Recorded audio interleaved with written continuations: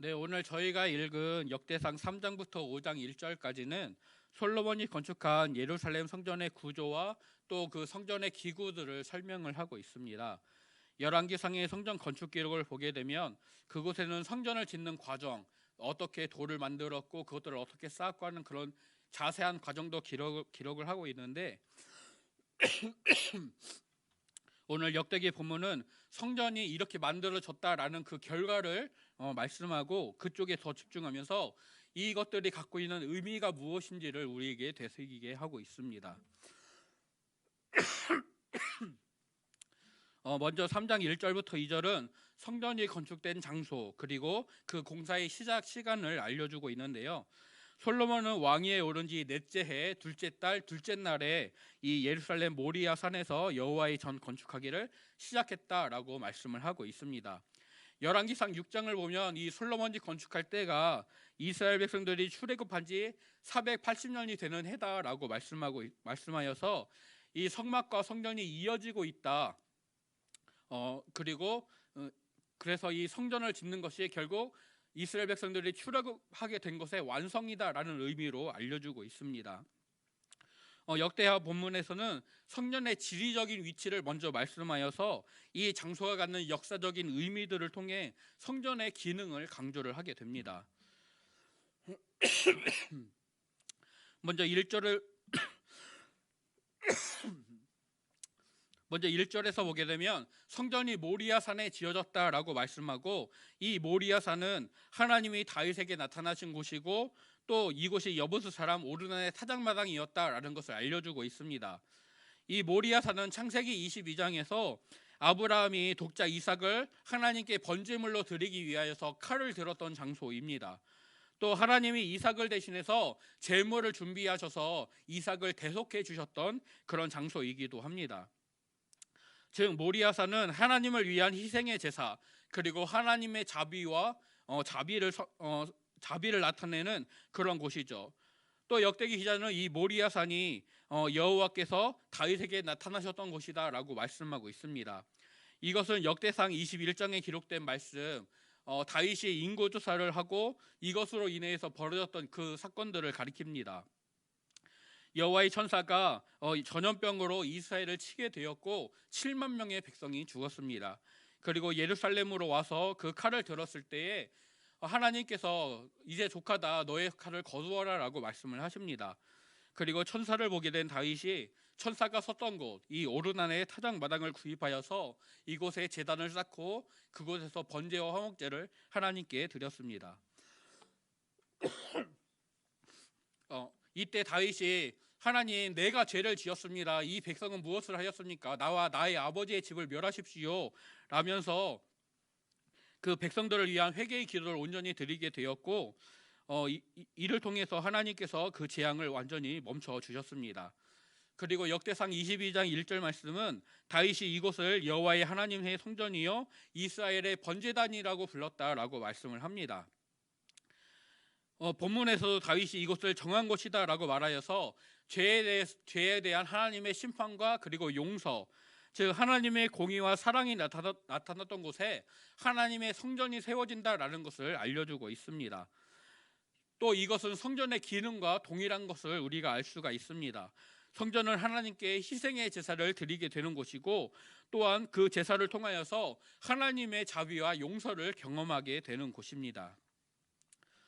이어서 3절부터 7절까지는 성전의 규모를 말씀을 하는데요.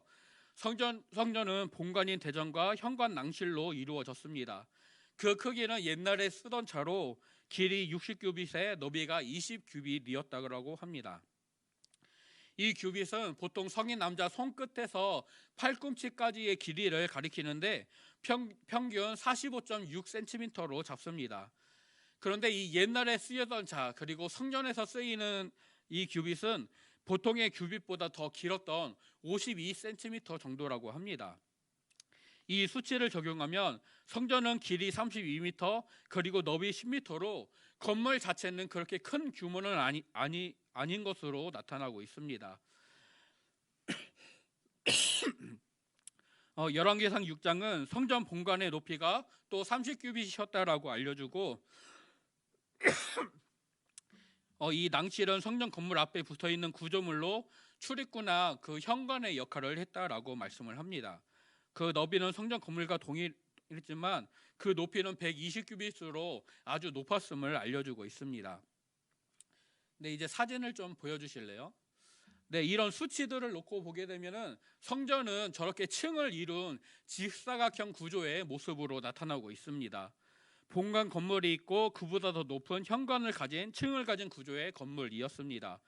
또 열왕기상 말씀은 이 성전 건물 주변에 골방들로 이루어진 3층 높이의 다락들, 즉 창고들이 있었다라는 것을 말씀해 줍니다.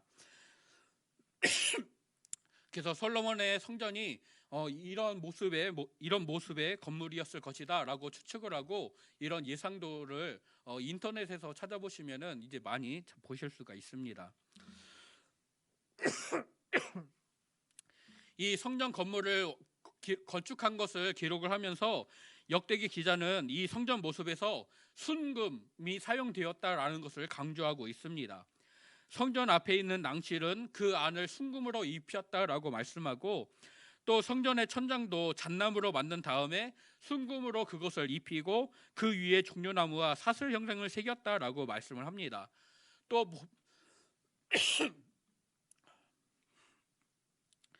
보석으로 이 성전을 꾸미게 되는데 성전과 들보와 문지방과 벽과 문짝에는 금으로서 입혔고 이 금은 바르와임에서 생산된 특별한 금이었고 벽에 그룹들을 새겼다라고 말씀하고 있습니다. 또 8절을 말씀을 보게 되면 지성소도 순금 600달란트로 그 안을 입혔다라고 말씀을 합니다. 이렇게 솔로몬은 성전을 지으면서 아주 아름답고 화려하게 또 금으로 가득한 호화로운 그런 모습으로 짓게 됩니다. 귀한 보석과 재료로서 장식을 하게 됩니다. 이것은 하나님의 백성들이 하나님께 올려드려야 되는 합당한 영광을 순금 그리고 보석이라는 귀한 재료를 통해서 강조하고 있는 것입니다. 네, 그래서 아까 그 사진을 보시면은 그 성전의 안쪽이 누렇게 아주 누런색으로 가득 차 있죠. 그 금으로써 그 안을 입혔기 때문에 그 안이 누런색으로 가득한 모습으로 보여지고 있습니다. 이제 60규빗의 성전 본관은 20규빗 길이의 지성소 그리고 나머지 40규빗의 성소로 구분이 되었습니다. 이 성소를 또한 내전이라고 부르기도 하는데요. 그리고 지성소 안에는 그룹의 형상 2개를 만들어서 금으로 입히고 양쪽으로 날개를 펼친 다음에 그 날개가 서로 맞닿게 세워놓게 되었습니다. 성전 길이가 20규빗이었는데 그룹의 날개가 각각 5규빗으로 이제 각각 한 개의 날개는 성전 벽에 그리고 다른 날개는 다른 그룹과 맞닿게 되었습니다. 또 그룹들은 제가 성도님들을 향하여서 서 있는 것처럼 지성소에서 성소를 바라보고 얼굴을 향하여 세워지게 되었고 또 지성소와 성소 사이에는 휘장으로 이제 구분이 되었는데 청색, 자색, 홍색 실과 고운 배로 휘장을 만들고 그 위에 역시 그룹을 수놓았다라고 말씀하고 있습니다. 근데 열왕기상 말씀을 보게 되면 감람나무로 문을 만들어서 그 문에 그룹과 종려와 핀꽃을 새기고 그리고 이것을 이 3개 부분에 금으로 입혔다라고 말씀을 하고 있습니다. 아마도 성전과 성소와 지성소를 구분하는 문이 있었고 하지만 이 문은 항상 열어놓고 그 위를 휘장으로 덮어서 가렸던 것으로 볼 수가 있습니다. 역대기 기자는 성전의 지성소와 성소를 구분하는 휘장을 언급하면서 성막에 있었던 그 휘장을 떠올리게 합니다. 그래서 솔로몬의 성전이 모세의 성막과 이어지고 있다라는 것을 우리에게 알려줍니다. 이 성막은 하나님이 이스라엘 백성들과 만나는 장소였기 때문에 이것을 회막이라고도 불렀습니다. 즉 성전 또한 하나님과 이스라엘 백성들이 만나는 장소, 하나님의 임재를 경험하고 또 하나님과 동행하게 되는 장소임을 우리에게 알려주는 것입니다.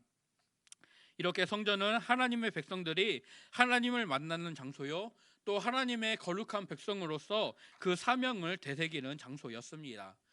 다음으로 솔로몬은 성전 입구에 세운 기둥 2를 만들게 됩니다. 그 기둥의 높이는 30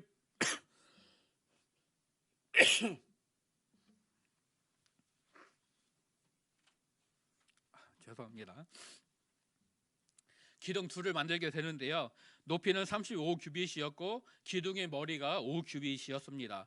그리고 이 머리에는 석류 구슬 100개가 달린 사슬을 만들어서 그 머리에 달아놓게 되었습니다.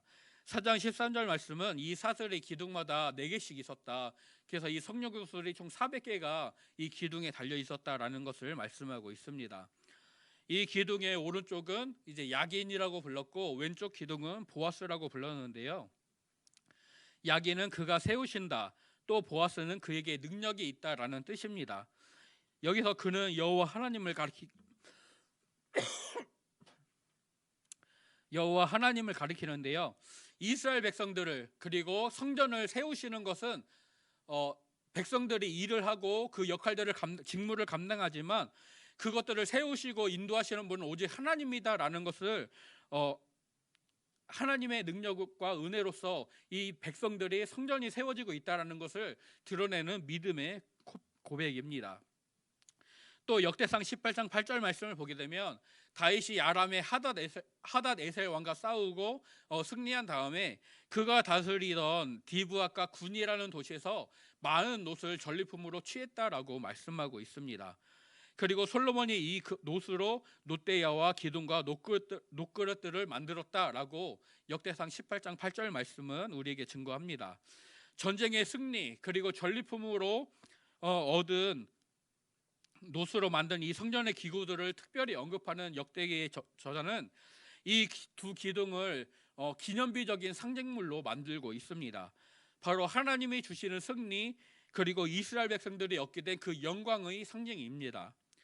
또 이것은 그 일들을 이루시는 하나님 그리고 앞으로도 이스라엘에게 승리를 주시고 영화롭게 하실 그 하나님에 대한 그 찬양의 표현임을 우리에게 알려주고 있습니다. 성전 건물 바깥에는 놋으로 만든 제단 그리고 물을 담아놓는 바다와 물두멍이 만들어졌습니다. 역대기 저자는 바다의 모습을 자세히 설명하면서 이 의미를 되새겨주고 있는데요. 바다는 소 12마리가 받치는 모습으로 만들어졌는데 3마리씩 동서남북을 향해서 그 머리를 두고 있었습니다. 대부분의 성경학자들은 이 소들이 사방에서 하나님께로 나아오는 백성들의 모습을 상징한다라고 해석을 합니다. 또 바다는 1개이고 물두멍은 10개가 만들어졌습니다. 열왕기상 7장은 이 물두멍들이 사각형 모양의 받침 수레에 실려 있었다라고 말씀을 합니다. 4장 6절은 제사장들이 몸을 씻기 위해 바다를 사용했고 또 번제를 드릴 때 사용하는 물건들은 물두멍에서 그것들을 씻었다라고 말씀하고 있습니다. 즉 바다와 물두멍은 정결을 상징하고 이것들은 성전에 나오는 백성들이 하나님 앞에 정결해야 된다라는 것을 알려주고 있습니다. 또 놋제단의 희생 제물을 통해 백성들이 하나님의 정결함, 하나님의 거룩하심을 덧입게 되었다라는 것을 우리는 알 수 있게 됩니다. 역대기 기자는 그 시선을 다시 성전 안으로 돌려서 성소 안에 놓았던 금으로 만든 등잔대와 상과 대접들을 언급하고 있습니다. 출애굽기 25장에는 7개의 등잔을 가진 등잔대를 금으로 만들었다라고 말씀하는데 본문 4장 7절은 규례대로 등잔대를 만들었다라는 말씀을 통하여서 성막에서 등잔대를 만들었던 그 시향대로 성전에서도 등잔대를 만들었다라는 것을 알려줍니다. 솔로몬은 이 등잔대를 10개를 만들어서 성소 안에 좌우에 5개씩 두었고 또 다른 상들과 대접들도 같이 그곳에 두게 되었습니다. 성전은 이 등잔대에서 켜 있는 불 그리고 이 불이 성전 벽에 입혀진 금을 통해서 반사되는 그 불빛들로 가득 찼을 것입니다. 이것은 온 세상을 비추시는 빛 대신 하나님을 가리키고 또한 온 세상이 하나님의 영광으로 가득 차 있다라는 것, 또 성전이 하나님의 영광을 이렇게 밝게 널리 드러내야 한다라는 것을 나타내는 모습입니다. 모세가 만든 성막은 성소가 있고 그리고 바깥에 울타리가 있었습니다. 그리고 그 안에 그 사이에 하나의 뜰이 있어서 이곳에 번제단과 물두멍이 있었고 제사장과 레위인들이 이 뜰에서 활동을 하였습니다. 근데 솔로몬은 성전의 뜰을 제사장의 뜰과 그리고 큰 뜰로 구분을 합니다. 그리고 그 사이에 노스를 입힌 문을 세워두었다라고 말씀하고 있습니다. 열왕기상은 이 제사장의 뜰을 안뜰이라고 말씀을 하는데요. 이 안뜰은 제사장들이 자기의 직무를 수행하기 위하여서 준비를 하던 그런 곳으로 추측을 합니다. 그리고 큰 뜰에서 성전에 나온 백성들이 제사장들과 함께 번제단에서 제물을 드리고 또 하나님을 예배하는, 또 하나님의 음성을 듣는 그런 일들이 이루어졌을 것이다 라고 추측을 하고 있습니다.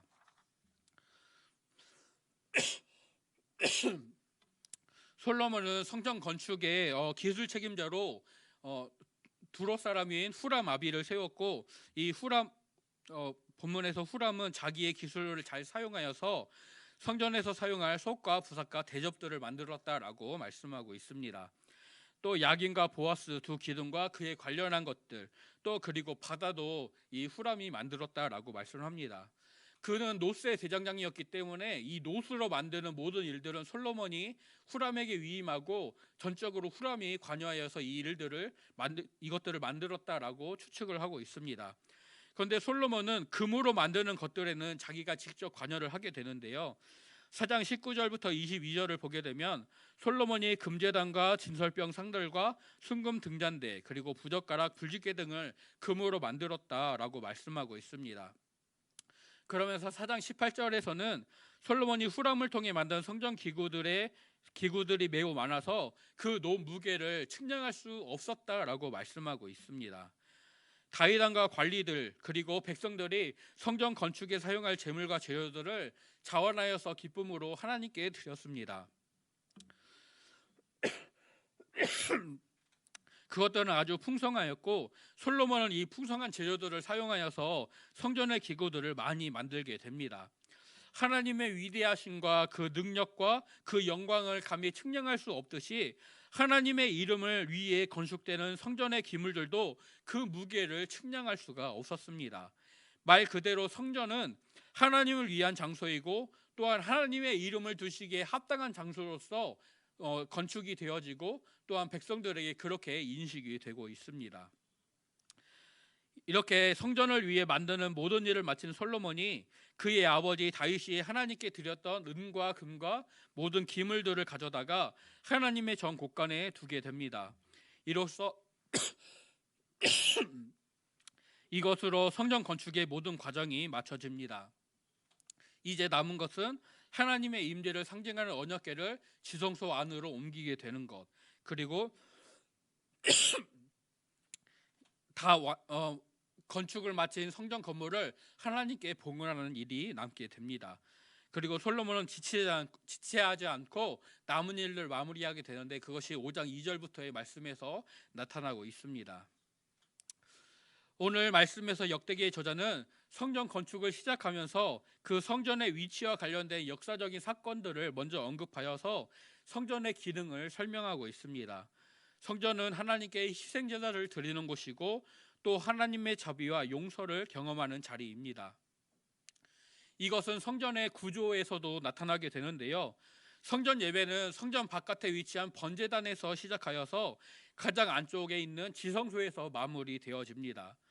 즉 우주의 통치자이신 하나님을 가까이 하기 위한 그 예물, 번제물을 드리는 그 번제단에서 시작하여서 지성소에서 하나님의 자비와 용서를 경험하게 되는 것으로 이 예배가 맞춰지게 되는 것이죠. 이스라엘 백성들은 성전에서 이렇게 자비와 용서의 하나님을 만나고 하나님께 합당한 경배를 올려드렸습니다. 이제 우리는 예수님 안에서 하나님의 용서와 자비를 누리고 있습니다. 예수님의 십자가는 희생과 용서 그리고 하나님의 공의와 사랑을 동시에 보여줍니다. 우리는 이렇게 같이 모인 성전에서 또 각자가 성전으로서 우리 몸으로 살아가는 그 삶 속에서 하나님께 합당한 경배를 드리고 하나님과 만나고 하나님과 동행하는 삶을 살아야만 합니다. 말씀에 온전히 순종하는 것, 또 하나님의 소유여 그의 거룩한 백성으로서 살아가는 것, 또 영과 진리로 하나님을 온전히 예비하는 것 등 성경 말씀은 우리들이 하나님의 자녀로서 하나님의 백성으로서 믿음으로 살아가야 하는 것들에 대해서 가르쳐주고 있습니다. 이스라엘 백성들이 거룩하신 하나님께 나와서 번제단과 물두멍을 통해 그 정결함을 입고 하나님을 만나고 경배를 드리고 자비와 용서를 경험하고 누렸던 것처럼 오늘 우리들도 하나님 앞에서 십자가 대속으로 정결함을 입었고 또 하나님을 만나고 자비와 용서를 경험하게 됩니다.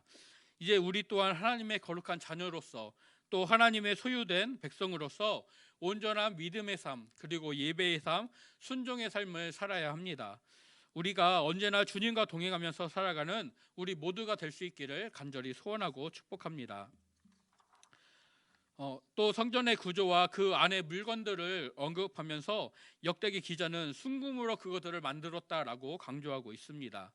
이 순금, 순전한 금은 만유를 그 왕권으로 다스리시는 하나님의 위엄과 영광을 나타내는 도구입니다. 또 하나님의 백성들이 하나님께 올려드려야 하는 합당한 영광과 그 경배를 나타내고 있습니다.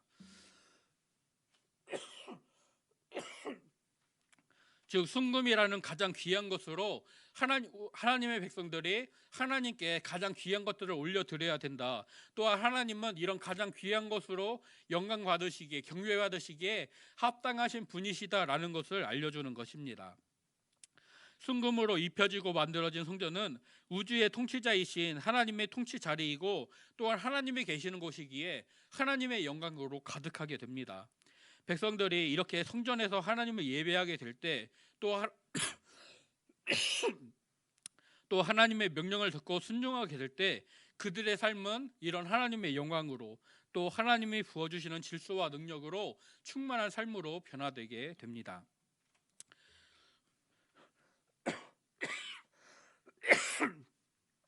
또 성전은 구별된 분리성을 보여주고 있는데요.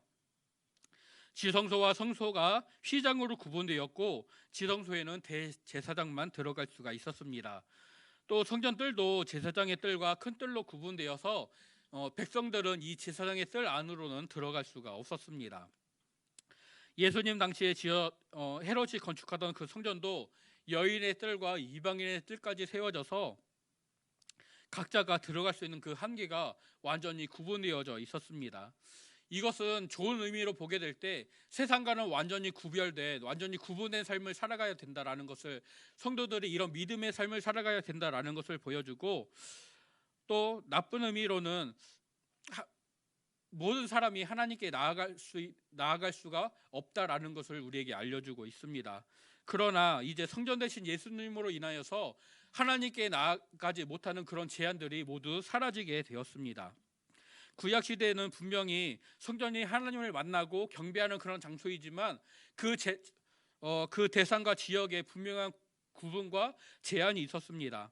하지만 이제 예수님으로 인하여서 우리는 그런 제한 없이 하나님을 온전히 예배할 수가 있게 되었습니다. 예수님의 죽으심은 휘장의 찢어짐으로 나타나게 되었고, 이것은 예수님을 믿는 자들이 자유롭게 하나님께 나아갈 수 있다라는 것을 우리에게 알려주고 있습니다. 이것을 가리켜서 히브리서 9장은 우리의 대제사장이신 예수님께서 자기의 피로 영원한 속죄를 이루셨다. 그리고 단번에 성소에 들어가셨고 새 언약의 중보자가 되셔서 우리로 하여금 하나님 나라에서 영원한 기업의 약속을 얻게 하신다라고 말씀하고 있습니다. 또 사도 베드로도 예수님이 우리에게 보배로운 산돌, 모퉁이의 머릿돌이 되신다라고 말씀하면서 우리를 믿음 위에 세우신다. 그리고 이로 인해 우리가 하나님의 택하신 족속, 왕같은 제사장들, 거룩한 나라, 그의 소유가 된 백성으로 부르심을 받았다라고 선언을 합니다. 이렇게 우리는 예수 그리스도로 인하여서 하나님의 긍휼을 입은 자가 되었습니다. 예수님은 우리의 화평이 되셨고 하나님과 우리 사이에 막힌 담을 완전히 허물어 주셨습니다. 더는 하나님과 우리 사이를 가로막고 있는 것들이 우리 앞에 놓여 있지 않게 됩니다. 우리는 그리스도와 온전히 연합함으로 성령 안에서 하나님이 거하실 처소가 되기 위하여서 또한 함께 지어져가는 믿음의 삶을 살아야만 합니다. 이렇게 솔로몬이 지은 성전의 구조와 그 규모와 그 안의 기구들을 언급하면서 역대기 기자는 성전이 갖고 있는 기능, 성전이 하나님을 만나는 자리이고 하나님의 영광이 드러나야 하는 자리이다. 또 하나님의 백성이 그 앞에서 구별된 정결한 백성으로 서야 한다라는 것을 우리에게 알려줍니다. 우리는 예수 그리스도 안에서 하나님이 거하실 성전으로 부르심을 받았고 또한 그렇게 지어져 가고 있습니다. 우리를 통해 다른 사람들이 하나님을 만날 수 있도록 오늘 우리가 믿음으로 우리의 삶을 절제하고 나아가야 합니다. 또 우리의 말과 행동을 통해 하나님의 영광 받으시는 그 은혜가 나타나야 합니다. 하나님의 거룩한 백성으로서 우리가 세상과 구별된 온전한 삶을 살아내기를, 또 이 악한 세대를 본받지 말고 이 세상의 풍조를 따르지 않고 우리 몸을 오직 하나님이 기뻐하시는 거룩한 산 제물로 드리는 그런 영적 예배자로 세워지기를 간절히 소원하고 축복합니다. 그래서 우리의 삶을 통하여 우리의 믿음의 생활들을 통하여서 하나님 아버지를 전하게 되어지고 다른 사람들이 하나님 아버지를 만날 수 있게 되고 우리가 믿음의 사람들로 세워지는 것처럼 그들 또한 하나님의 자녀로 하나님의 백성으로 세우는 일에 우리가 하나님의 부르시는 그 부르심에 동참하여서 같이 순종으로 살아내기를 간절히 소원하고 축복합니다.